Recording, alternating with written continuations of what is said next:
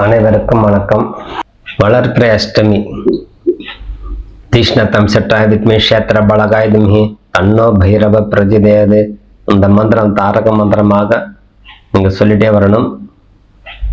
வளர்பிறை அஷ்டமி பரவ வருஷம் சித்திரை மாதம் 11ஆம் தேதி 24/4/2026 வெள்ளிக்கிழமை. அஷ்டமி திதி இரவு 12:11 வரை. அதன் பின்பு நவமி திதி. இன்று நட்சத்திரம் பூச நட்சத்திரம் இரவு 12:38 வரை. அதன் பின்பு ஆயில்யம். வெள்ளிக்கிழமையும் அஷ்டமி திதி வரும்போது நம்மளுக்கு தரித்திரம் நீங்கி செல்வம் செல்வாக்கு செல்வ பலம் பெற்று வாழணும். செல்வம் செல்வாக்கு செல்வ பலம் பெற்று வாழணும்னா அந்த வளத்தை நம்ம தான் வரவழைச்சுக்கணும். அப்போ நம்மளுடைய கர்மாவால் ஆளப்படுறோம். அப்ப எந்த தெய்வத்தை எந்த நேரத்தில் வழிபாடு செய்து வந்தால் நம்மளுக்கு நன்மை உண்டாகும். நம்மளுக்கு ஒரு நன்மை நடக்கணும் அல்லவா? நம்ம குடும்பத்துக்கு ஒரு நன்மை உருவாகணும். பிள்ளைங்க நல்லா படிக்கணும், குடும்பத்தை நிர்வாகத்தில் நம்ம கரெக்டாக வச்சுக்கணும். அது ஆண் பெண் இருபாலருமே இது ஒரே விஷயம்தான். அப்போ அதுக்கு தேவையானது மன நிம்மதி வேணும். அதுக்கு மன நிம்மதி வேணும்னா நம்மளுக்கு ஆரோக்கியமான வாழ்க்கை வேணும். உடல் ஆரோக்கியம் வேணும். ஆரோக்கியமான வாழ்க்கை வேணும்னா பணம் விஷயம் வேணும். அப்போ அந்த தெய்வம் நம்மளுக்கு துணை புரியும் போதும் முன்னோருடைய ஆசீர்வாதம் நம்மளுக்கு கிடைக்கும் போதும் இறைவனே நம்மளுக்கு துணையாக இருந்து வழி நடத்தி செல்லக்கூடிய காலம் இந்த பைரவருடைய காலம். ஆகவே இந்த வளர்பிறை பைரவர், இந்த வளர்பிறை அஷ்டமியில பைரவர் வழிபாடு சிறந்ததா அப்படிங்கிற கேள்வி வைக்கக்கூட. வளர்பிறைனா அஷ்டமின்னா நம்ம ஒதுக்குறோம். ஆனால் வெள்ளிக்கிழமை கூடி வரக்கூடிய அஷ்டமிக்கு சுக்ல பட்ச அஷ்டமி அப்படின்னு பேர். அதனால் இந்த தினம் பைரவரையும் அம்மனை சேர்ந்து வழிபாடு செய்யணும். துர்காதேவி ராகு காலத்தில் போய் இந்த வெள்ளிக்கிழமை தீபம் ஏற்றி அபிஷேகம் ஆராதனையெல்லாம் செய்து வழிபாடு செய்து வரக்கூடிய அன்பர்களுக்கு செல்வம் செல்வாக்கு உண்டாகும். வாராகியம்மனு கும்பிடுறவங்களுக்கும் நல்ல நன்மதிப்பு உண்டாகும். எதிரிகளுடைய தொல்லையே இல்லாமல் பண்ணிடும். காலையில அம்மன் ஆலயம், அதாவது ராகு காலத்துல, வெள்ளிக்கிழமை ராகு காலத்துல வெள்ளிக்கிழமை வாராகியம்மனும் துர்காதேவி, காளியம்மன், பிரத்யங்கரா போன்ற தெய்வத்தை மனதார வேண்டி மாலை பொழுது பைரவர சன்னிதானத்துல சென்று மெழுகு தீபம்லாம் ஏற்றி வழிபாடு செய்யும்போது அவங்களுக்கு அனைத்து விதமான தோஷங்கள் நிவர்த்தி ஆகும்.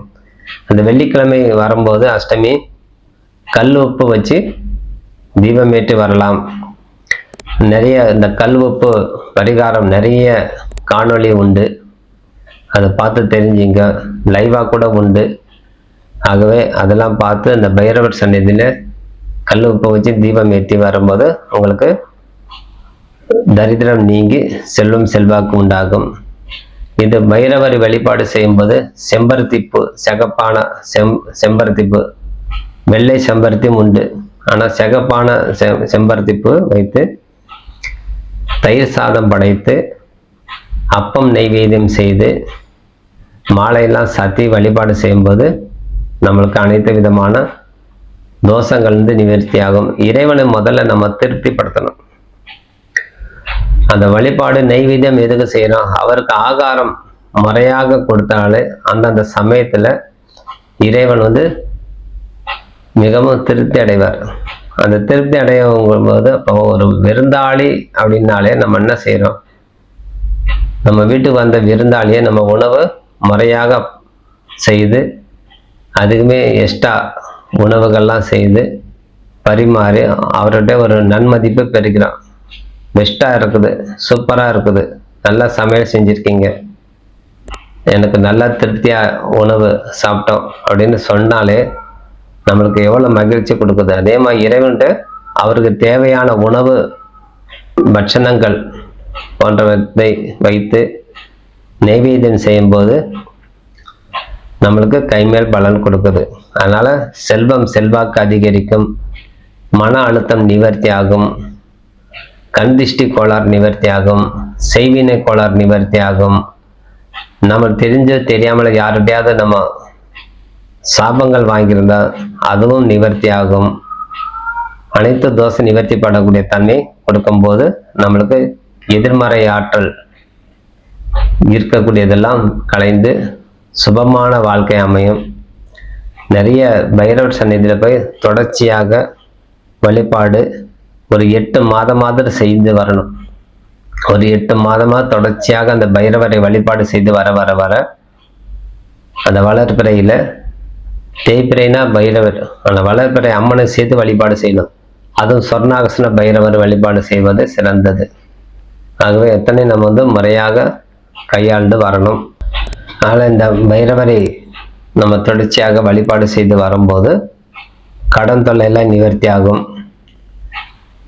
நிறைய நம்ம ஒரு சின்ன விஷயத்தை நம்ம ஏதாவது ஒன்று கடன் வாங்கியிருந்தா நம்ம தீர்க்க முடியாமல் இருக்குது அப்படிங்கும் இந்த வளர்பிறையில் போய் வழிபாடு செய்யும்போது கண்டிப்பாக உங்களுக்கு அந்த நன்மையை நடக்கும். ஆகவே முக்கியமான விஷயத்தை நம்ம விட்டுட்டு வேற ஏதாவது நாடி செல்லக்கூடாது.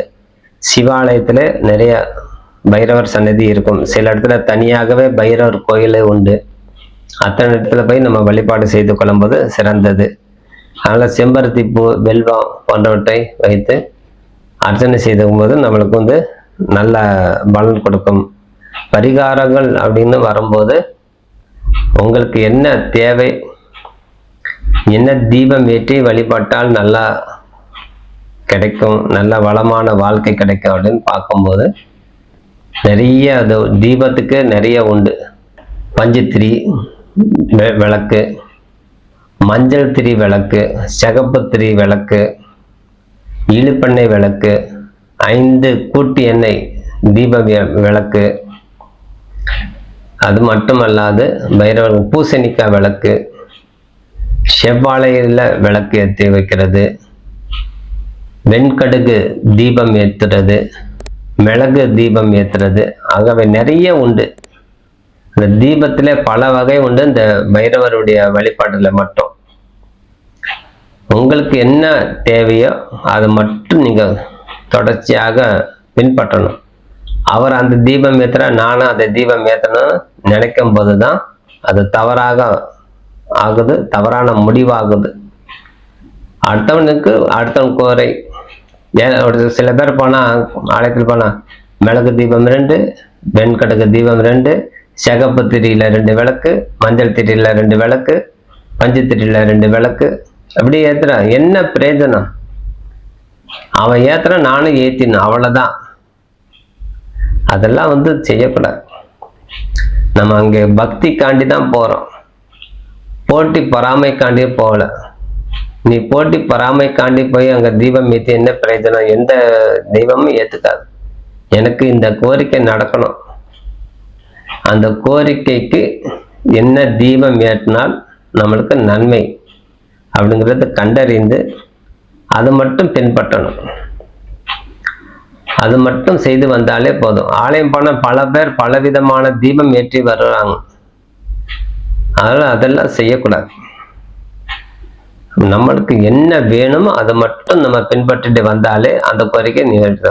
ஒரு சொல், ஒரு வில், ஒரு வார்த்தை, அத்தோட முடிஞ்சுக்கணும். அதனால இதெல்லாம் நம்ம செய்யும்போது நம்மளுக்கு ஒரு பாதுகாப்பு கிடைக்குது. இறைவன்கிட்ட இருந்து நம்மளுக்கு ஒரு பாதுகாப்பு வேணும். அதனால நம்மளுக்கு தீராத கடன் இருந்தாலும் தீந்துடும். இந்த பைரவர் சன்னதியில வழிபாடுன்னா பணக்கடன் மட்டும் அல்ல, பிறவி கடன் சொல்லுவோம். அதுவும் அந்த பிறவி கடன் கூட நிவர்த்தி ஆகணும் சொல்லி வேண்டிக்கணும். ஐயா, இந்த பிறவி எடுத்தாச்சு, நான் மனிதனாக வாழ்ந்து வர்றேன், அனைத்தும் செல்வம் பெற்று வாழணும், சமூகத்துக்கு நான் அந்தஸ்தா வாழணும் சொல்லி மனசார வேண்டிக்கணும். எனக்கு எந்த விதமான பிரச்சனை இருந்தாலும் நீ முன்னாடி நின்று அதை தீர்த்து வைக்கணும். நான் பல வகையில நான் துன்பத்தை அனுபவிக்கிறேன், அந்த துன்பத்திலேருந்து எனக்கு விடுதலை கொடு. எனக்கு ஏன் அப்பப்போ மன அழுத்தம் கொடுக்குது, மன விருத்தி உண்டாகுது, இது நீ குருவாக இருந்து வழி நடத்தி செல் அப்படின்னு சொல்லி மனதார யார் வேண்டி அந்த பைரவர் சன்னிதியில போய் வேண்டிக்கு வராங்களோ அந்த பைரவரே உங்களுக்கு துணை நின்று புத்தி கூர்மை கொடுத்து தைரியத்தை வரவழைத்து உங்க எதிரி தொல்லையிலிருந்து காப்பாத்திட்டு பில்லி சூன்யம் ஏவல் கழிப்பு போன்ற தோஷத்திலிருந்து உங்களுக்கு விடுதலை கொடுத்து சுபிட்சமாக வாழ வைப்பார். அப்ப அதுதான் நம்ம தேடி போடுறோம். ஒரு பைரவரை போய் வழிபாடு செய்யறோம்னா அதுக்காண்டி தான். அதே போலதான் துர்க்கை அம்மனுக்கு, அதே தான் காளி அம்மன், பிரத்யங்கரா, காவல் தெய்வத்தை நம்ம வழிபாடு செய்ய நம்ம பின்தொடர்ந்து வந்து நம்ம காத்து ரட்சிப்பாங்க. அதான் பாட்டே உண்டு, ரட்ச ரட்ச ஜெகன் மாதா அப்படின்னு. ரட்சணை வேணும். ரட்சணைன்னு நம்ம காப்பாற்றணும், ரட்சையாக இருந்து காப்பாற்றணும். அதனாலதான் சில ஆலயத்துல போனா ஒரு சிகப்பு கயிறோ கருப்பு கயிறு கையில கட்டி விடுவாங்க, ரட்சை அடுப்பேறதுக்கு.